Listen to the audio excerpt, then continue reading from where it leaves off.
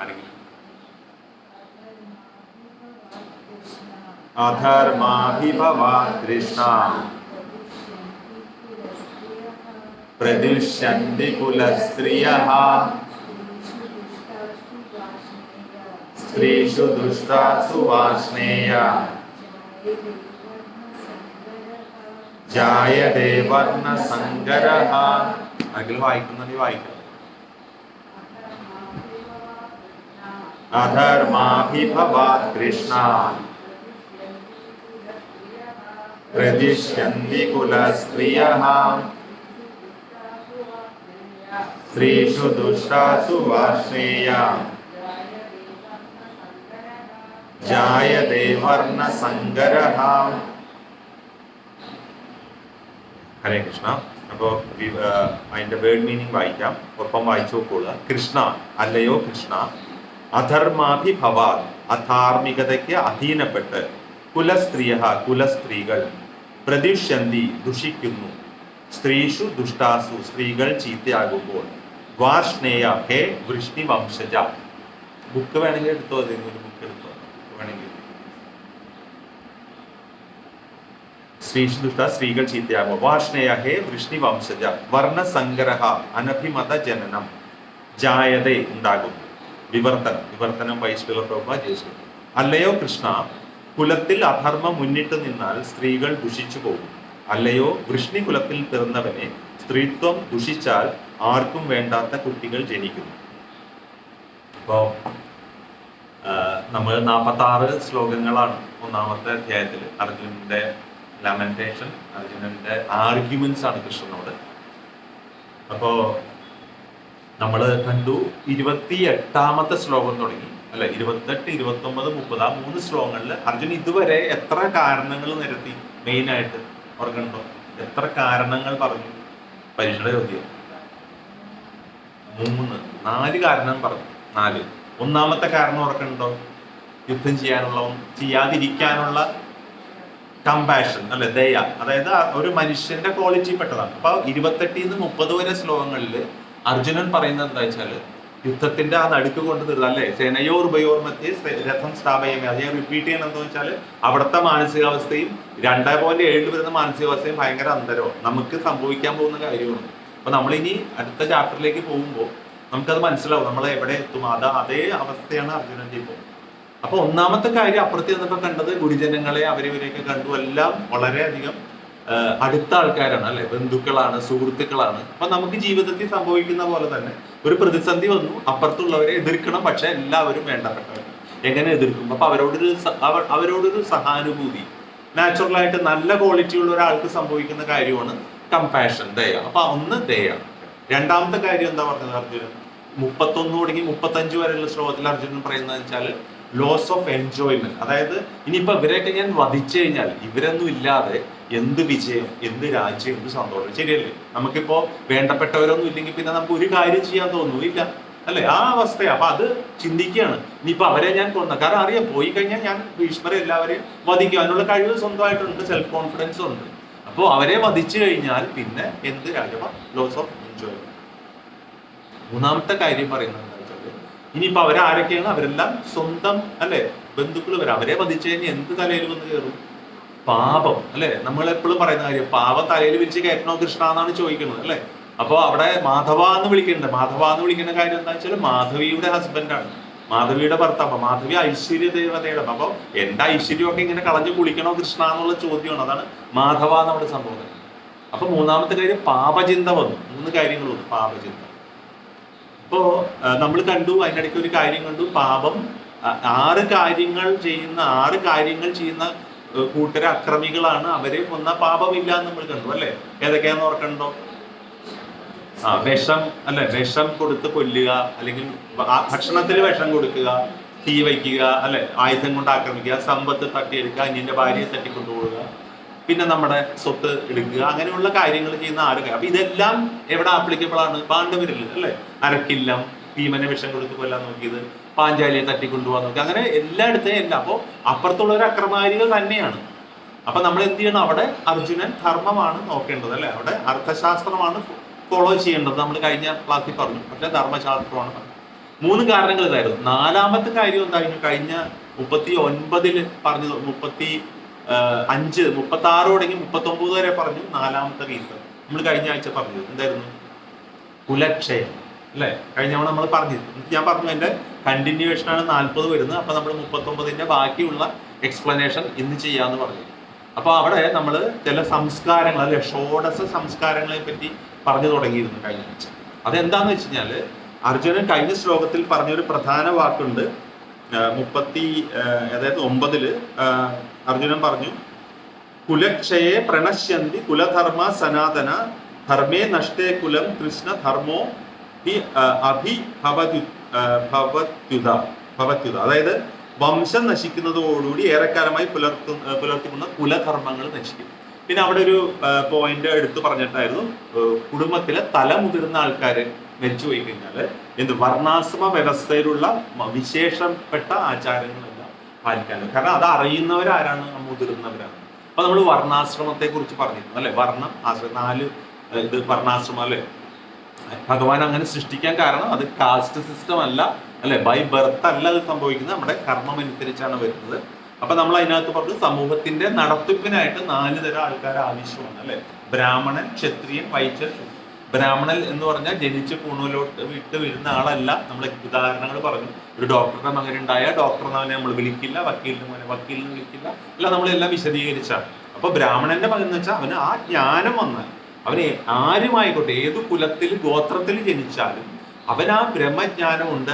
അവന് ഭഗവാൻ ആരാന്ന് അറിയാം, സുപ്രീം പേഴ്സണാലിറ്റി ആരാന്ന് അറിയാം, അബ്സല്യൂട്ട് ട്രൂത്ത് എന്താണെന്ന് അറിയാം, അല്ലെങ്കിൽ അവന് ശരീരമല്ല ആത്മാവാണ് ഞാൻ എന്നുള്ള കാര്യങ്ങൾ എല്ലാത്തിനെ കുറിച്ച് ജ്ഞാനമുണ്ടെങ്കിൽ ബ്രാഹ്മണനായി.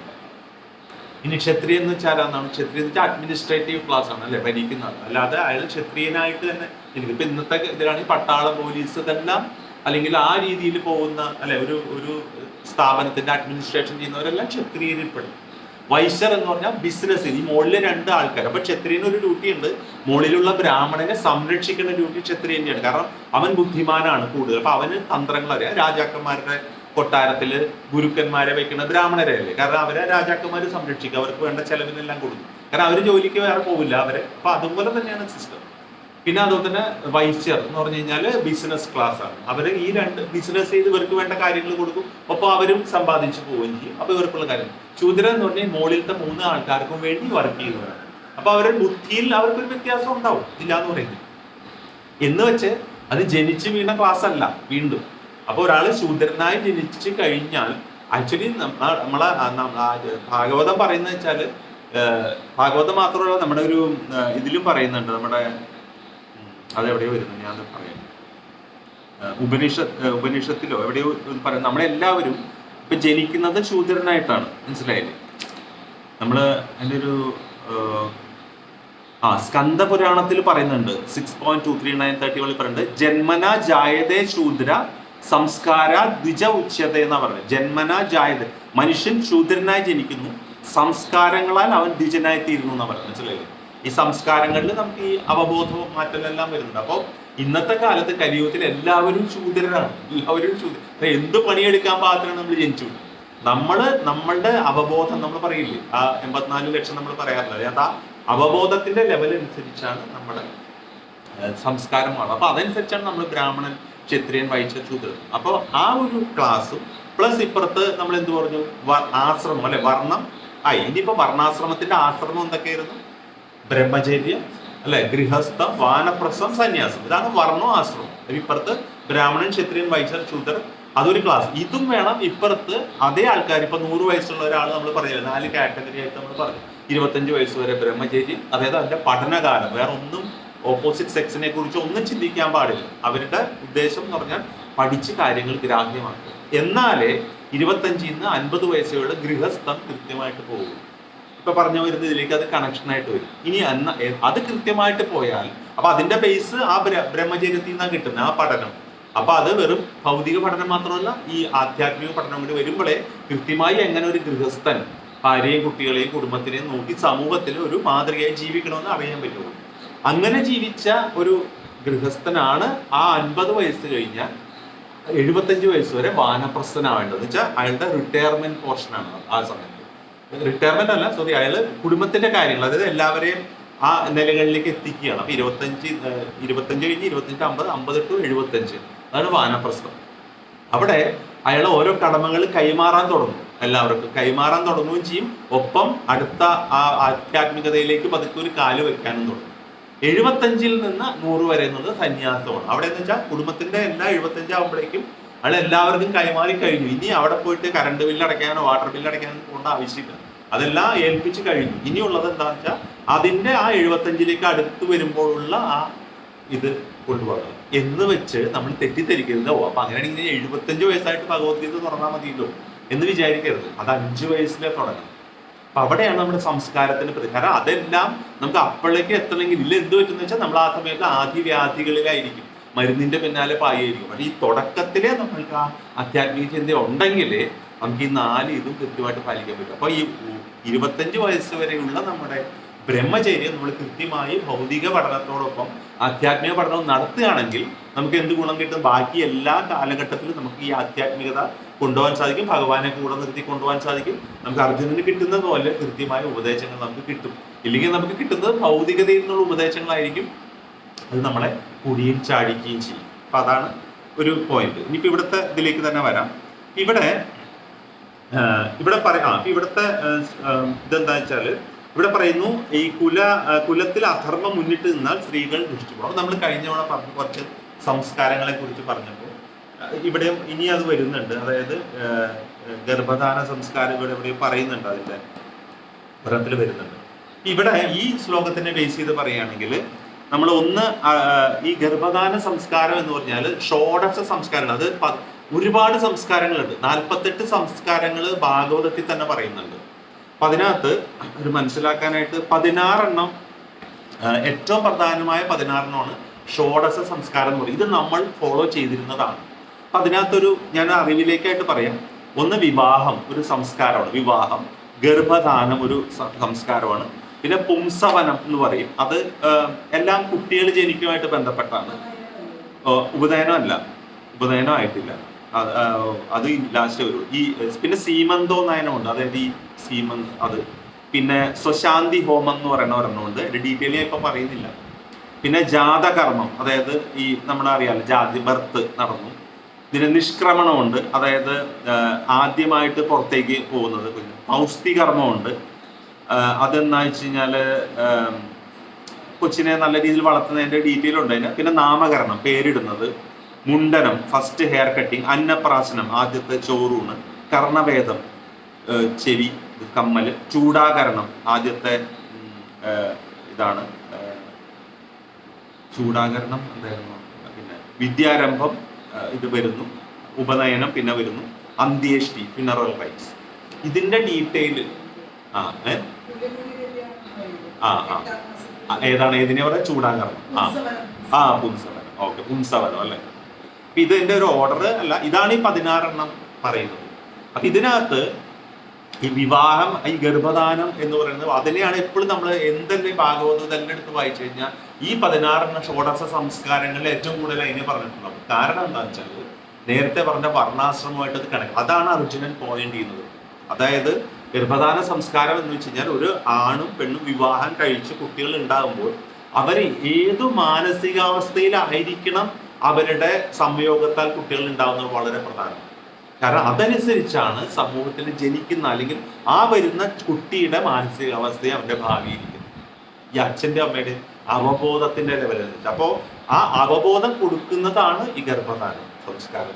അപ്പൊ അവിടെ ഇപ്പൊ നമ്മൾ പറയുന്നില്ലേ വിവാഹപൂർവ്വ കൗൺസിലിംഗ് എന്നൊക്കെ, അത് അതിന്റെ ഒരു ഭൗതികമായ രൂപം. പക്ഷെ ശരിക്കും പറഞ്ഞാൽ അതിന്റെ കൃത്യമായ ഇത് നമ്മുടെ ഇതിലുണ്ട്, ഇപ്പോഴും അവൈലബിൾ ആണ്. അത് ചിലയിടത്ത് വളരെ കൃത്യമായിട്ട് ബ്രാഹ്മിൻസ് ഒരുപാട് പേര് ഫോളോ ചെയ്യുന്നുണ്ട്, അല്ലാത്തവരും ഫോളോ ചെയ്യുന്നവരുണ്ട്. കാരണം ഇതനുസരിച്ച് അവർ കൃത്യമായിട്ട് ഒരു ഈ കുലവും ഗോത്രവും നോക്കാതെ കൃത്യമായിട്ട് ഈ വക ജ്ഞാനമുള്ളവര് അവരിത്. അപ്പൊ ആ കുട്ടികളെ കല്യാണത്തിന് മുന്നേ അവര് ഇതിനെക്കുറിച്ച് പറഞ്ഞ് മനസ്സിലാക്കും. എന്താണ് വിവാഹ ജീവിതം, എങ്ങനെയാണ് നിങ്ങൾക്ക് ജനിക്കുന്ന കുട്ടികൾ എങ്ങനെ ആവണം, അതിന് നിങ്ങൾ എന്തൊക്കെ ചെയ്യണം, നിങ്ങളുടെ മാനസികാവസ്ഥ എന്തായിരിക്കണം എന്നുള്ള കാര്യങ്ങളെല്ലാം വളരെ ഇമ്പോർട്ടൻ്റ് ആണ്. നമ്മളിത് വേറൊരു ഇതിലല്ല എടുക്കുന്നത്, നമ്മളതിന്റെ റിയൽ അത് ശരിക്കും അവിടെ നിന്ന് തുടങ്ങുന്നു നമ്മുടെ കാൽവയ്പ്. അതാണ് അർജുനൻ ഇവിടെ പറഞ്ഞു വരുന്നത്, ഈ ശ്ലോകത്തിൽ പറയുന്നത്. അപ്പൊ എന്ത് സംഭവിക്കുന്നു വെച്ചാൽ ഈ മുതിർന്നവര് യുദ്ധത്തിലൊക്കെ പോയി മരിച്ചു കഴിഞ്ഞാല് പലയിടത്തും എന്താ വെച്ചാൽ സ്ത്രീകൾ മാത്രമാവും കുടുംബത്തിൽ. അപ്പൊ സ്ത്രീകൾ മാത്രമായി വന്നു കഴിയുമ്പോൾ എന്ത് സംഭവിക്കുന്നു വെച്ചാല് അവർക്ക് വേറെ നിലനിൽപ്പില്ലാണ്ട് വരുമ്പോൾ തീർച്ചയായും അവര് ദുഷിച്ചു പോകാൻ സാധ്യതയുണ്ട്, നശിപ്പിക്കപ്പെടാൻ സാധ്യതയുണ്ട്. അങ്ങനെ വന്നു കഴിഞ്ഞാൽ എന്ത് സംഭവിക്കും? ആർക്കും വേണ്ടാത്ത കുട്ടികൾ ജനിക്കും, അല്ലെ? അൺവാണ്ടഡ് പ്രൊജനീസ് ഉണ്ടാകും. അപ്പൊ അങ്ങനെയുള്ള കുട്ടികൾ സമൂഹത്തിൽ വന്ന എന്ത് സംഭവിക്കും? അവര് സംസ്കാരമില്ലാണ്ടായിരിക്കും ജനിക്കുന്നത്. അപ്പൊ അവര് വന്നു കഴിഞ്ഞാൽ, അങ്ങനെ ജനിച്ചു കഴിഞ്ഞാൽ ഒരു ജനപ്പെരുപ്പം അതുണ്ടാവും. പിന്നെ ഇവിടെ പറയുന്നുണ്ട് അത് അനാവശ്യമായ ജനപ്പെരുപ്പം ഉണ്ടാക്കും, വർണ്ണാശ്രമ വ്യവസ്ഥ തകരും. അതെല്ലാം ഇവിടെ കൃത്യമായിട്ട് പറയുന്നുണ്ട്. അതുപോലെ തന്നെ ഉദാദിത്തമില്ലാത്ത പുരുഷന്മാരും സമൂഹത്തിൽ വ്യഭിചാരാസക്തി വളർത്തി ജനപ്പെരുപ്പം. നമ്മൾ ആലോചിച്ച് നോക്കിയാൽ നമുക്കറിയാം, അല്ലെ? ശരിക്കും ഒരു സൊസൈറ്റി തകരാൻ ശരിക്കും അത് മതി, അല്ലെ? ടോട്ടലി എല്ലാവരുടെയും ഒരു തകർച്ചയുണ്ട്. ഇവിടെ അപ്പൊ ഒരു വളരെ ഇമ്പോർട്ടന്റ് പോയിന്റ് ആണ് അർജുനൻ ചൂണ്ടിക്കാണിക്കുന്നത്. യുദ്ധം നടന്നാലുള്ള, ഇപ്പൊ നമ്മൾ ഇപ്പോഴും ആലോചിച്ച് നോക്കുക, ഒരു യുദ്ധം നടന്നാൽ, ഇപ്പൊ നമ്മൾ ഇന്നലെ കഴിഞ്ഞ പറഞ്ഞു പുൽവാമയിൽ സംബന്ധിച്ച ആണുങ്ങളെ മാത്രം ഒരു വെടിവെച്ച് കൊന്നു, അല്ലെ? സ്ത്രീകളെയും കുട്ടികളെ ഉപദ്രവിച്ചില്ല. എന്താന്ന് വെച്ചാൽ ഇതിന്റെ ഓപ്പോസിറ്റ് സൈഡാണ് അവിടെ ചെയ്തത്. സെയിം അവിടെ ഉദ്ദേശം എന്താ വെച്ചാൽ അവിടെ ഒരു തകർച്ച ഉണ്ടാക്കണമെങ്കിൽ എന്ത് ചെയ്യണം? ആ ഗൃഹനാഥനെ കൊണ്ടുപോയി. അതാണ് അത് തന്നെയാണ് ഇവിടെ. അപ്പൊ അങ്ങനെ യുദ്ധത്തിലും അത് തന്നെ സംഭവിക്കുന്നത്. സ്ത്രീകളല്ലല്ലോ യുദ്ധത്തിന് പോകുന്നത്, ആ പുരുഷന്മാർ പോകുമ്പോൾ സ്ത്രീകൾ ഒറ്റപ്പെടും. അപ്പൊ ആ ഒരു സൊസൈറ്റി നശിച്ചു പോകും. അതാണ് പറയുന്നത്. നോക്കുക, അതാണ് അവരും പഠിക്കുന്ന കാര്യങ്ങൾ. അപ്പോ ആ ഒരു ആംഗിളിലാണ് അർജുനന്റെ. അപ്പൊ അർജുനൻ ധർമ്മത്തിന്റെ ഇതെല്ലാം മാറ്റി ധർമ്മശാസ്ത്രം എടുത്ത് പറയുകയാണ്. പക്ഷെ അർത്ഥശാസ്ത്രം ഫോളോ ചെയ്യേണ്ട ആള് നമ്മളത് പറഞ്ഞു.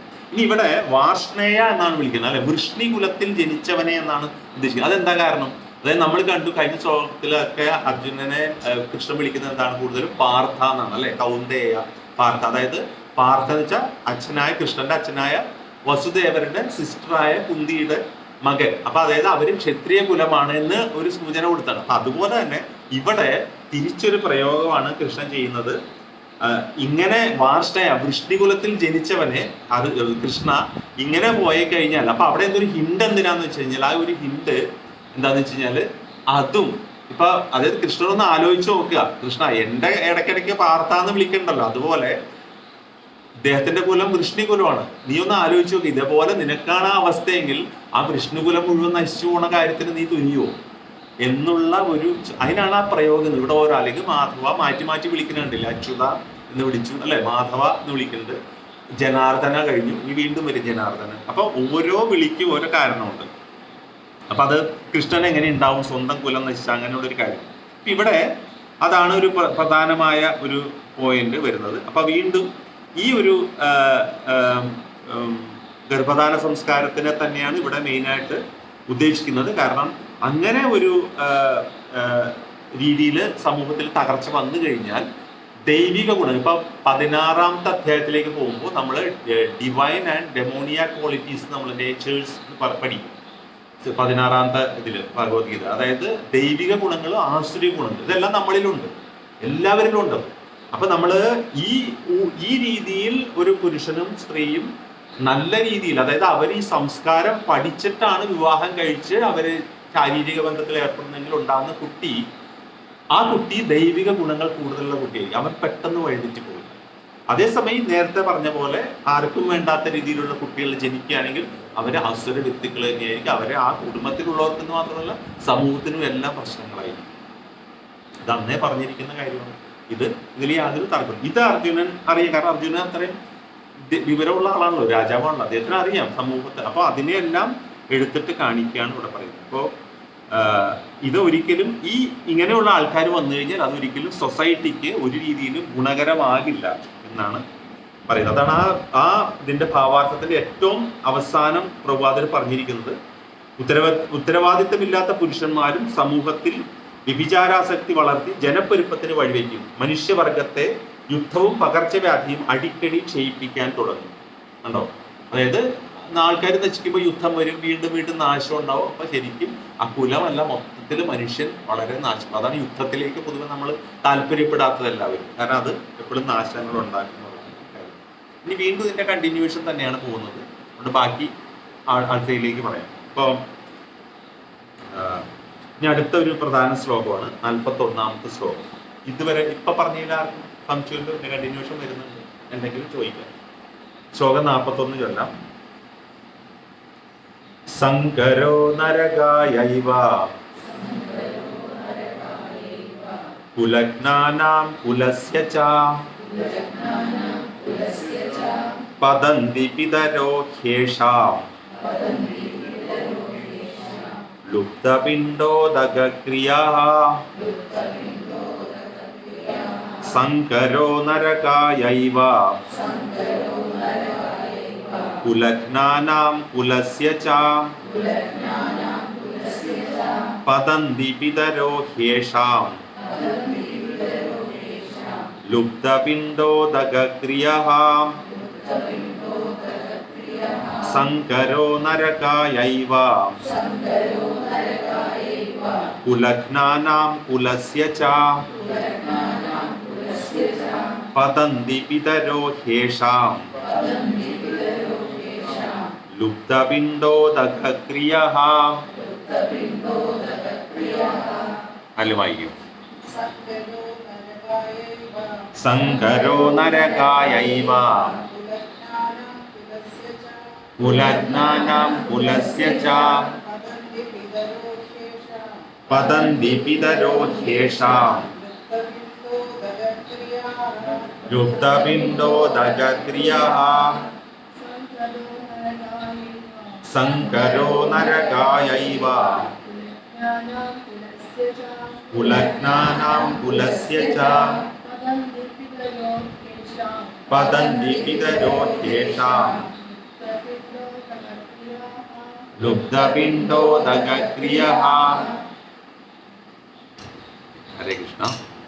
മീനിങ് വായിച്ചു പോവാം. സങ്കരഹ മിശ്ര സന്തതി, കുലജ്ഞാന കുലം മുടിച്ചവർക്കും, കുലസ്യ ച കുലത്തിനും, നരകായ ഏവ നരകത്തിനായി തന്നെ ഭവിക്കുന്നു, നരകത്തിനായി തന്നെ ഭവിക്കുന്നു. ഹി നിശ്ചയമായും, ഏഷം ഇവരുടെ, പിതരഹ പിതൃക്കൾ, ലുബ്ധ പിണ്ഡോദരക്രിയ പിണ്ഡവും ഉദകക്രിയയും മുടങ്ങിയവരായിട്ട് പതന്തി വീഴുന്നു. വിവർത്തനം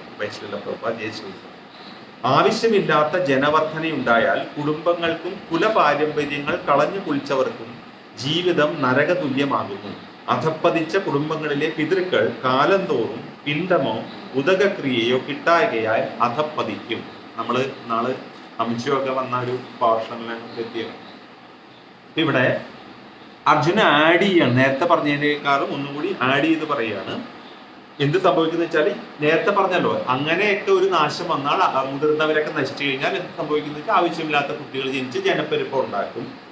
അങ്ങനെ ജനവർദ്ധന ഉണ്ടായിക്കഴിഞ്ഞാൽ ആ ഉണ്ടാകുന്നവര് അസുര ഗുണങ്ങൾ കൂടിയ കുട്ടികളായിരിക്കും. അപ്പൊ എന്ത് സംഭവിക്കുന്നു വെച്ച് കഴിഞ്ഞാല് അവര്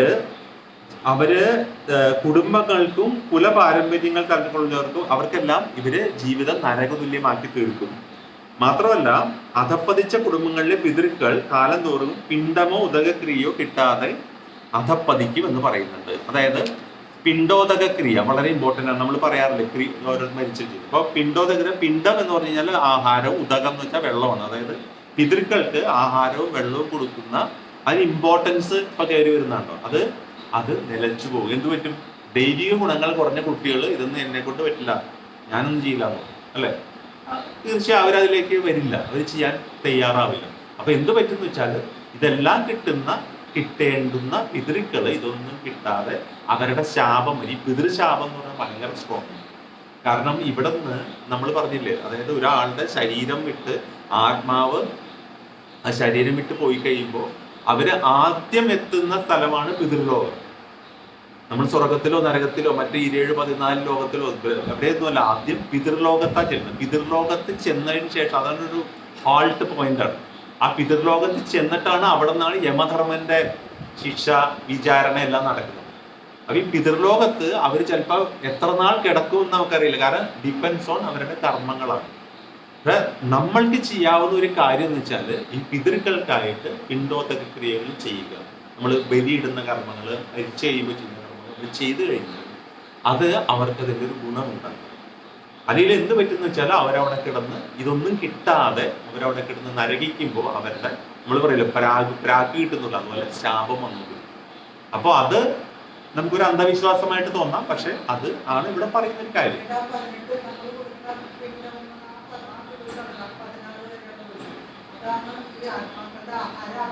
അതെ അതെ, അതുപോലെ തന്നെ അവരുടെ ഒരു ദിവസം എന്ന് പറയുന്നത് നമ്മുടെ ഒരു വർഷമാണ്.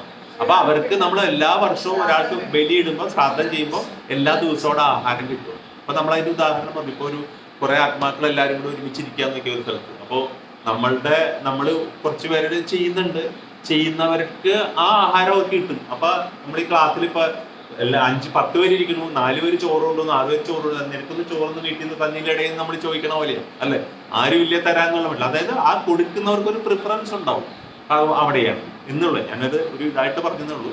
അതുപോലെ തന്നെ പക്ഷെ എന്നാൽ ആരും ഇതില് ഭയക്കേണ്ട കാര്യമില്ല. കാരണം നമുക്ക് ഇതിനുള്ള വഴിയും വരുന്നുണ്ട്. ഇനി കലിയുഗത്തിൽ നമുക്കൊരു സംശയം തോന്നാം. ഇപ്പൊ ഞാനൊക്കെ ചോദിച്ചൊരു സംശയമുണ്ട്, ഇതൊക്കെ നടക്കുന്ന കാര്യമാണ്. കാരണം ഇന്ന് ആൾക്കാർ അമേരിക്കയിൽ പോകുന്നു, അല്ലെങ്കിൽ ഇവിടെ പോകുന്നു, ചിലപ്പോൾ ഇതൊന്നും അറിയാണ്ട് തന്നെ പോകും. ഈ ശ്രാദ്ധ ദിനങ്ങൾ പോലും അറിയാണ്ട് നമ്മൾ കടന്നു പോകുന്ന സാഹചര്യം പണ്ടത്തെ പോലെയല്ല. കലിയുഗത്തില് ജീവിതം അത്ര ഫാസ്റ്റാണ്.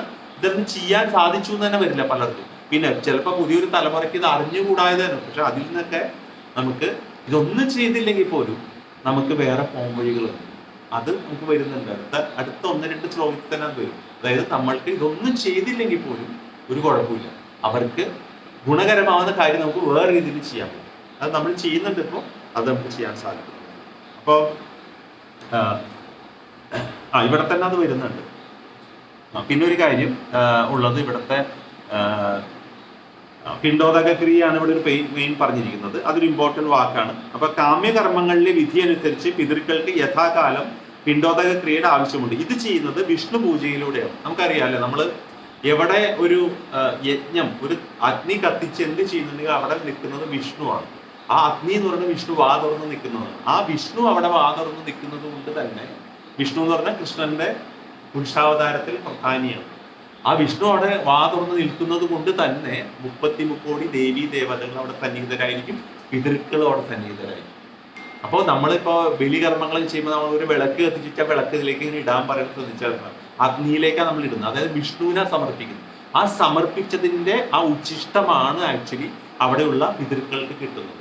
അപ്പൊ വിഷ്ണുവിന് കൊടുത്തതിന്റെ ഉച്ഛിഷ്ടം, അതാണ് പ്രസാദം. ഉച്ഛിഷ്ടം എന്ന് നമ്മൾ പറയുന്നെങ്കിലും ഭഗവാന് കൊടുത്താൽ ആ ഉച്ഛിഷ്ടം പ്രസാദമാണ്. ആ പ്രസാദം പിതൃക്കൾക്ക് കിട്ടിക്കഴിഞ്ഞാൽ അവർക്ക് ഭയങ്കരമായ മാറ്റങ്ങളുണ്ടാകും. അവരുടെ പാപങ്ങൾ തന്നെ പോകും. അതിനൊരു ശ്ലോകം ഇവിടെ, നല്ലൊരു ശ്ലോകം ഇവിടെ കോട്ട് ചെയ്തിട്ടുണ്ട്. അതും ഇമ്പോർട്ടൻ്റ് ആണ്. അപ്പൊ ഇവിടെ പറയാം, ചിലപ്പോൾ പിതൃക്കൾ വിഷ്ണു പ്രസാദം കഴിച്ചാൽ സർവ്വ പാപങ്ങളിൽ നിന്നും മോചനം ലഭിക്കും. ചിലപ്പോൾ പിതൃക്കൾ പലതരത്തിലുള്ള പാപഫലങ്ങളാൽ കഷ്ടപ്പെടുകയാവാം. നമുക്കറിയില്ല ഇനി അവർക്ക് മോക്ഷം കിട്ടി പോയിട്ടുണ്ടോ എന്ന് നമുക്കറിയില്ല. പക്ഷെ നമുക്കൊരു ചാൻസ് എടുക്കേണ്ട ആവശ്യമില്ല, ചെയ്തേക്കാം. മറ്റു ചിലർ ചിലപ്പോൾ സ്ഥൂല ശരീരം ലഭിക്കാതെ സൂക്ഷ്മ ശരീരത്തിൽ പ്രേത രൂപേണ വർത്തിക്കുവാൻ നിർബന്ധരായി തീരുകയും ചെയ്യും. അല്ലെ, പണ്ട് ചോദിച്ചൊരു സംശയമാണ്. അതായത് നമ്മളൊരു ചിലപ്പോൾ അവർക്ക് പാപത്തിന്റെ കട്ടി കൊണ്ട്, ഇപ്പൊ സൂയിസൈഡ് ഒക്കെ ഒരു എക്സാമ്പിളാണ്. അപ്പൊ ആ ഒരു പാപത്തിന്റെ കട്ടി കൊണ്ട് അവർക്ക് എന്ത് പറ്റുന്ന വെച്ചാൽ, പിരീഡ് കിടക്കുന്നുണ്ടെങ്കിൽ ചിലപ്പോൾ അവർക്ക് ഒരു ശരീരം കിട്ടാണ്ട് വരും. അപ്പൊ ആ ശരീരം കിട്ടാത്ത ഒരു ആത്മാവെന്ന് വെച്ചാൽ ഭയങ്കര ഡിഫിക്കൽട്ടാണ്. നമുക്കതിപ്പോ പറഞ്ഞാൽ മനസ്സിലാവില്ല. കാരണം നമ്മൾ അത്രയും ഭഗവാന്റെ അംശമായ ആത്മാവ് ഒരു ശരീരത്തിൽ ഇരിക്കുന്നതുകൊണ്ട് അതിന് ഭയങ്കര ആക്റ്റീവായിട്ട് ഒരുപാട് കാര്യങ്ങൾ ചെയ്യുന്നുണ്ട്. ഈ ശരീരം ഇല്ലാതെ വരുമ്പോഴാണ് ആ സഫോക്കേഷൻ, ആ ഭയങ്കര ബുദ്ധിമുട്ടാണ്, അതിനൊന്നും ചെയ്യാൻ പറ്റില്ല. അപ്പൊ അങ്ങനെയുള്ള സ്ഥിതികളിൽ നിന്ന് അതിന് ഒരു മോചനം കൊടുക്കാനായിട്ട് ഇത് സാധിക്കും. അപ്പൊ ഇതെല്ലാം അർജുനൻ അറിയാം. അതാണ് അർജുനൻ പറയുന്നത്. ആ അവസ്ഥകളിലേക്ക് ചിന്തിക്കുകയാണ് അദ്ദേഹം.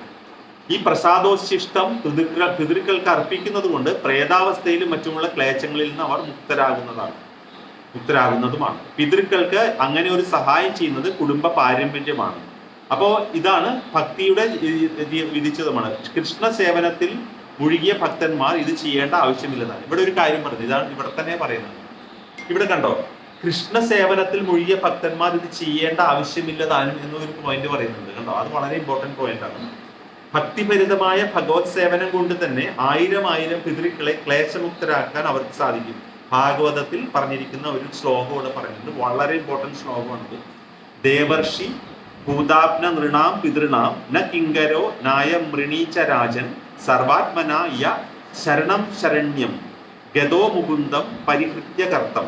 അതായത് കർത്തവ്യങ്ങളെല്ലാം ത്യജിച്ച് മുക്തിദാതാവായ മുകുന്ദന്റെ ചരണകമലങ്ങളിൽ അഭയം തേടിയവർക്ക്, സർവാത്മന ഈ ഭക്തിമാർഗം സ്വീകരിച്ചവർക്ക്, ദേവന്മാരോടാകട്ടെ, ഋഷികൾ, ജീവജാലങ്ങൾ, കുടുംബാംഗങ്ങൾ, പിതൃക്കൾ, മനുഷ്യർ എന്നിവരോടാകട്ടെ യാതൊരു കടപ്പാടുമില്ല. എല്ലാ ബാധ്യതകളും ദിവ്യോത്തമ പുരുഷനോടുള്ള ഭക്തിയുത സേവനത്താൽ സ്വയമേവ നിറവേറ്റപ്പെടും. വളരെ ഇമ്പോർട്ടൻറ്റ് പോയിന്റ്. അപ്പോൾ ഇത് പണ്ട് നമ്മൾ ചോദിച്ചിട്ടുള്ള ഒരു സംശയമാണ്. ശരിക്കും ഇതൊക്കെ പഠിക്കുന്നതിന് മുന്നേ ചോദിച്ചിട്ടുള്ള സംശയമാണ്, പക്ഷെ ഇവിടെ അത് വിശദമായിട്ട് പറഞ്ഞിട്ടുണ്ട്. ഇവിടെ പറയുന്നത് വെച്ചാൽ നമ്മൾ ഇപ്പോൾ പിതൃക്കൾക്ക് കർമ്മം ചെയ്യണമെന്ന് പറയുമ്പോൾ ചില ചോദിക്കും എന്തിനാണ് അത് ചെയ്യുക, അവരൊക്കെ മരിച്ചു പോയി കഴിഞ്ഞാൽ ഇനി ചെയ്തിട്ട് എന്തിനാണ്, ജീവിച്ചിരിക്കുമ്പോഴാണ് എന്തെങ്കിലും കൊടുക്കേണ്ടത്, മരിച്ചു കഴിഞ്ഞിട്ട് കൊടുത്തിട്ട് എന്താണെന്ന് ചോദിക്കും. പക്ഷേ നമുക്ക് എല്ലാവർക്കും ഒരു കടപ്പാടുണ്ട്. കാരണം വെച്ചാൽ അവരുണ്ടായിരുന്നുകൊണ്ടാണ് നമ്മളുണ്ടായത്, അല്ലേ? അപ്പൊ പിതൃക്കൾ ഉണ്ടായിരുന്നുകൊണ്ടാണ് നമ്മളുണ്ടായത്. അപ്പൊ ആ ഒരു കടപ്പാടിനാണ് നമ്മളത് കൊടുക്കേണ്ടത്. ഇനി എങ്ങനെ കൊടുക്കണം? ഇപ്പൊ നമ്മൾ പറയില്ലേ, ഇപ്പോൾ പല രീതിയിൽ ആൾക്കാർ പലതും കൊടുക്കും.